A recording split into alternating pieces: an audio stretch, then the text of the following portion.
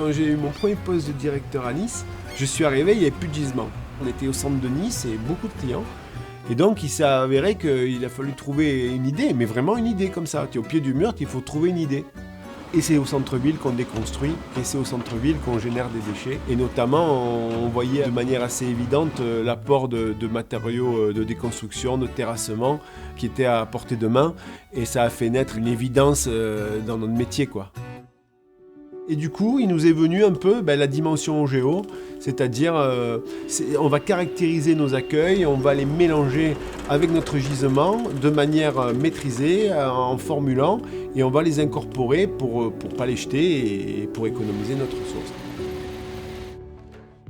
Quand on a repris la société, en 2020, c'était assez compliqué parce que le site était peu organisé, les moyens étaient limités, et donc il y avait beaucoup de stocks de matière à traiter.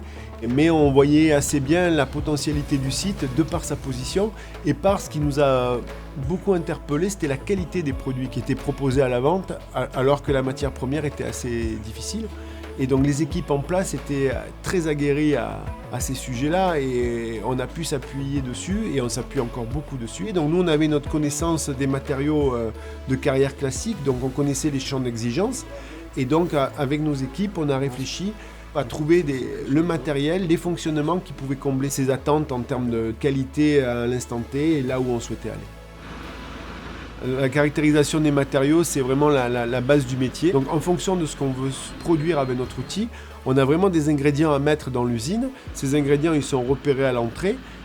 C'est la force du concept OGEO, c'est qu'il peut être dupliqué à peu près dans toutes les situations. Pour les carrières naturelles, évidemment, jusqu'au centre, finalement, la plateforme d'accueil de déchets du bâtiment, qui, elle, va travailler sur une autre, finalement, partie de l'éventail OGEO, mais c'est la même exigence, c'est la même maîtrise, et finalement, le même objectif de revaloriser de la ressource secondaire.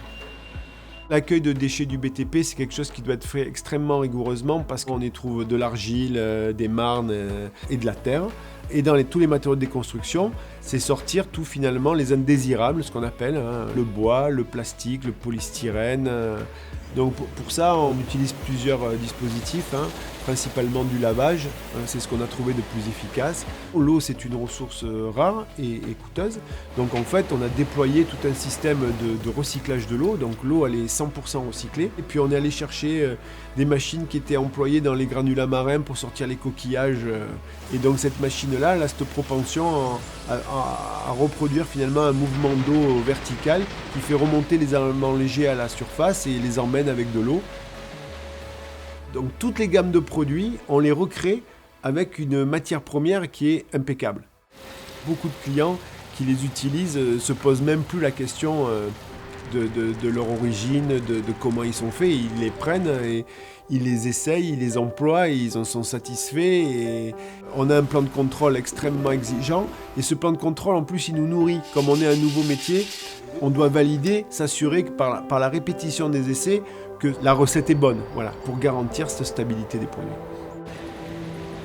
L'évolution majeure de ces 3 années de Var Matériaux, d'une petite installation artisanale, on a réussi à en faire réellement une usine avec des process extrêmement cadrés.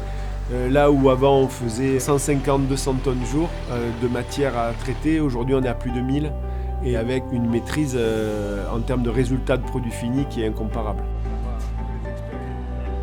On prépare une nouvelle usine pour un site qu'on a ouvert à l'ouest de Toulon. Et là, on envisage d'autres technologies.